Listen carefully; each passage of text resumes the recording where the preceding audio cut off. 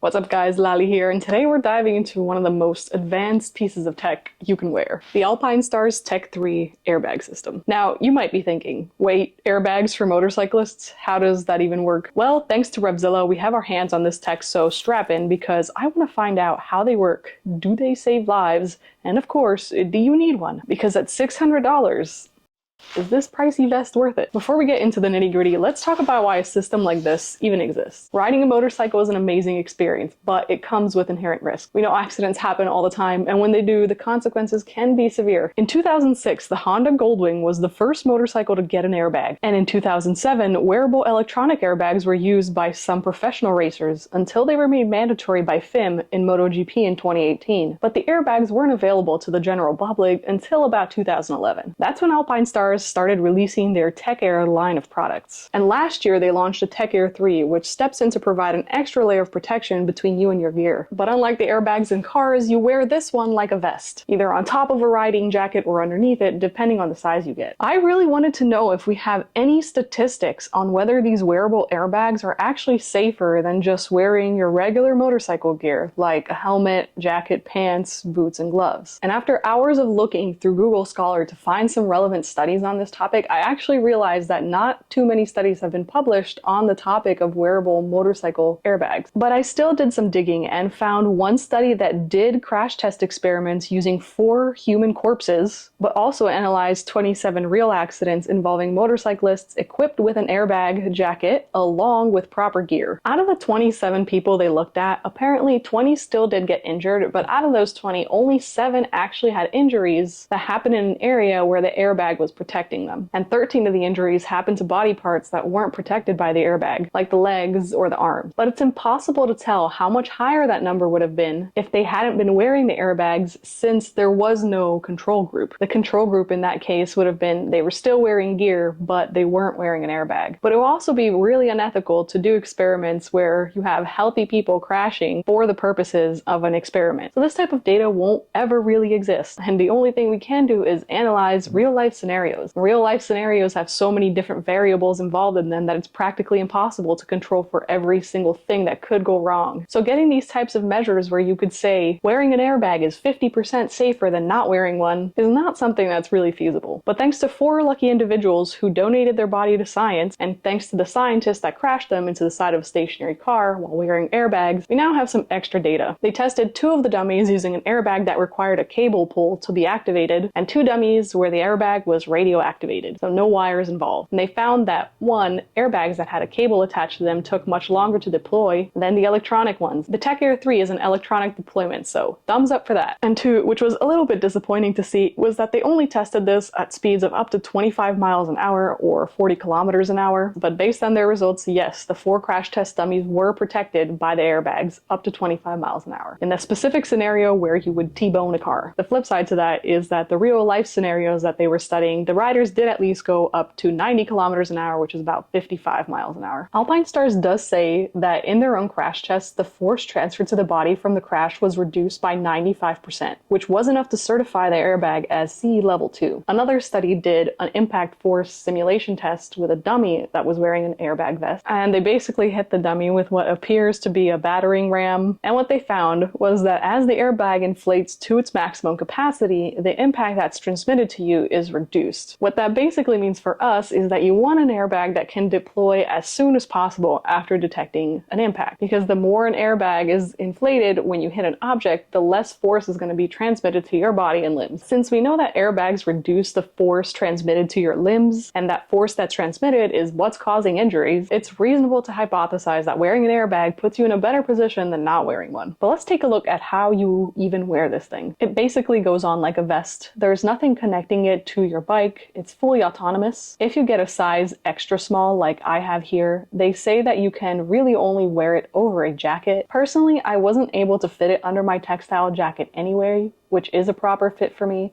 and I definitely wasn't able to fit it under my race leather jacket, as that one is a very snug fit to begin with. If you get a small size or above, it can be worn as an outer garment over your jacket, or if you prefer, it can be worn under a properly fitting jacket as long as it has about 1.6 inches or about 4 centimeters to span around your torso. I do think it's quite comfortable to wear overall, but I did notice that when I ride with it over a textile jacket, which typically has more than enough airflow for me, it does cut off some of that airflow, like a pretty good amount, especially over the chest area. It was in the mid 70 Fahrenheit or about 24 Celsius outside when I was riding, and while I was moving it was fine. I still got some of that air, but I can see this being a nuisance to riders in hotter temperatures. Also, if you do purchase this in black and you wear it over a jacket, you are going to attract some of that sun's heat, so you may be a little bit toasty if you're riding with this in hotter temperatures. But I have seen a high-vis yellow version of this on Alpinestar's site. When you first put it on, it kind of goes through this startup boot sequence.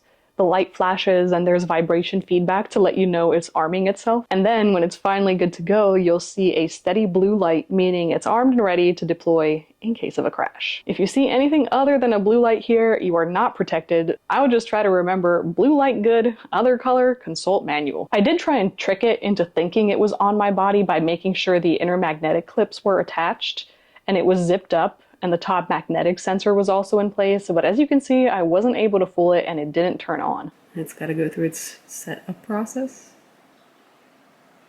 And that's a negative. No blue light. It knows it's not on my body somehow.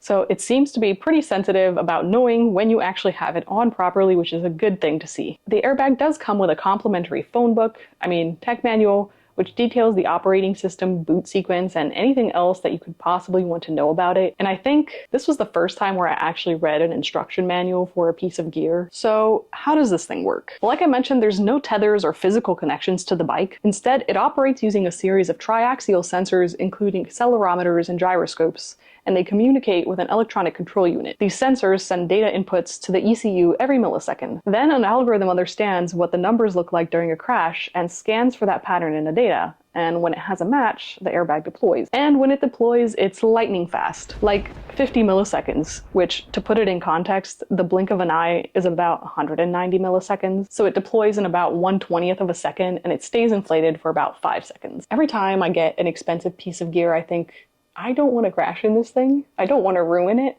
So what happens when you crash in an airbag, which is designed for you to crash in it? Because this is a reusable piece of tech, you can actually deploy the airbag 3 times before the airbag bladder itself needs to be replaced, provided that it's fully intact after each crash. But you still need to send it in every time for service so that they can replace the argon container, which is used to inflate the airbag. So that's $99 each time, or $200 to replace the argon container and the airbag if it does get damaged. However, if the airbag does inflate itself in a non-crash situation, you wouldn't be charged for the cost of those repairs. I'm assuming Alpinestars can pull off the diagnostic data coming off of those sensors and use it to determine if there really was a crash or if it was an accident that it deployed. Of course, it wouldn't be a piece of high tech without an app. You can record information from your rides with the airbag, or you can update your system firmware or check the battery status. It's worth mentioning you don't need the app for the airbag to actually arm itself and work correctly, but the app is how you install software updates. That definitely sounds a little strange to say. I have to update my airbag software. But like I said, this is using an algorithm to constantly read data from different sensors, and it's likely that they're using this data to train the algorithm to be even better at detecting crashes. So it's a smart idea to get the app so that you can at least do the software updates. So does this wearable piece of tech replace your motorcycle gear? No. Although if your only piece of gear is an Icon striker vest, then yeah, this may be a better option, but you're meant to wear it with your existing gear. It's an added level of protection for those that want it. I think for all of us that have those lighter jackets that don't come with CE level 2 armor, especially those jackets that are missing back protectors, this is a fantastic idea, since the 95% reduction in impact force actually certifies the Tech Air 3 as a CE level 2 piece of protection. If you're a track enthusiast or a racer, they do make a track version of this airbag. So in those scenarios, I can see it also being useful, because sometimes the difference between being injured or not injured in racing situations means that you can't complete your season. Overall, I think this is a piece of gear for those that want extra protection and the peace of mind that comes with it. And I would encourage that we get more research on this topic, of course, using crash test dummies. I'm talking Mythbusters style, but I want to know, would you buy this now, or would you wait until there's more models that come to the market? Let me know. As always, thanks for watching. Ride safe. Bye.